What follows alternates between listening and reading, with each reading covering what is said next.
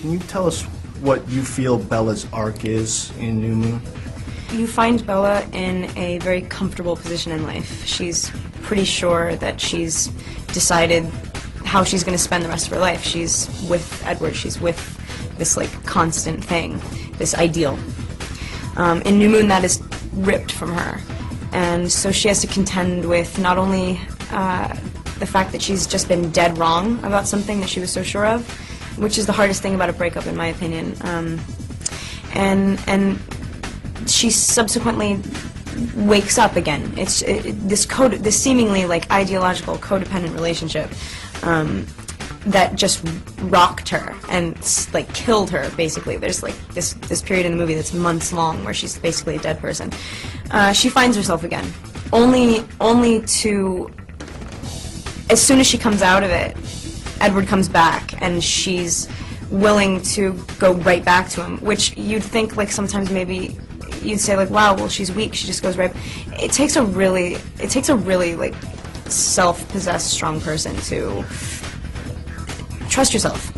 And she grows up a lot. I mean, she really matures in this movie. She's finally like in a position where like you believe that she's making the right decisions for herself and that she knows herself well enough to make those decisions. But in Twilight, it's all about like abandon and self-discovery and like throwing yourself into something you don't know. And so now it's like, wow, this girl's got it together. I believe her. She knows what she wants. Really interesting aspect of the movie was the way that it started in a dream and then finishes with the same scene that's actually become reality. Is it difficult for you to keep the movie linear in your head, because I know you probably shot it out of sequence? Yeah, that's something as an actor that's like always a challenge that you have to. In this case, it was hard for me to go back and forth from being in the depths of like what I could only imagine death would feel like, and then in a day after lunch have to go full circle and be like alive and awake and happy and chipper with Jacob. That's hard, definitely, but that's our job. You know, you never shoot a movie in sequence, so like it is your job to have the whole thing in mind and be able to act impulsively and be organic, like, you know, just be in the moment. Were there any scenes that you were kind of afraid to shoot in this movie, because there was a lot of physicalness in the movie? Yeah, I mean, the emotional aspects of this character are like absolutely in the physicality as well. I mean, she's like, she permeates. Because it's not a story that's set in a reality that we can relate to, I was always thinking that I wasn't ever being sad enough, that I wasn't ever being, you know what I mean? Because it was like, I don't know what it feels like to be broken up with by a vampire. All I know is what it feels like for me, and I'm human, you know what I mean? So physically also, it was tough because she's always like running around and like falling down in the woods, and it was hard. Like generally, New Moon was, I think, out of the whole series, probably the most, for Bella, definitely the most, really beat her up. And how about the motorcycle riding? Was that difficult for you? Have you ever ridden a motorcycle before? No, I don't like motorcycles either, at all. Like, I think the whole idea that I was on a rig. You can talk to Taylor about being cool and riding motorcycles because he did it, and I didn't. I was on like this thing that sort of like floated me around. I looked so you actually didn't have to it. ride the motorcycle itself? No, I was just sort of like towed. I looked absurd. Now, after having been together making these movies for 2 years, you guys must feel like family.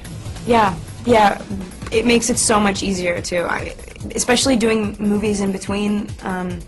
I mean, the second you walk back to set and you see everybody, it's like you know your place, and you know we have very established dynamics that sort of can't be messed with. I mean, just like the book. I mean, and it's so funny how the book sort of informs them as well. It's like I'm so lucky to have my cast. And in those 2 years that you've been making these movies, your fame has just exploded. How has your life changed in having to deal with the constant attention from the media and the paparazzi?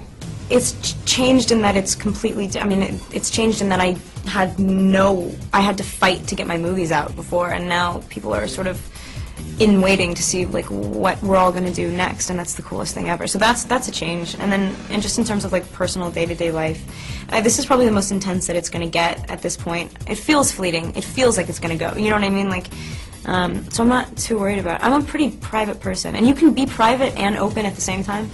I think I'm going to, yeah, I don't claim to know anything. I'm just trying to it's all good. I'm just like sort of like rolling with it.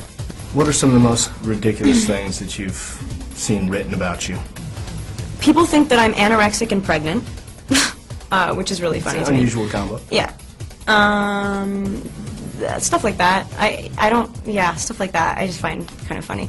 The day after, like, pregnancy rumors, I was, like, eating a cookie at the craft service truck, and I, like, looked around, and this guy pulled up and just went, you feel like you're being shot, too, like, with a gun. And I was like, no! And I threw the cookie on the ground. I was like, that's why! And then I was like, I want that cookie back.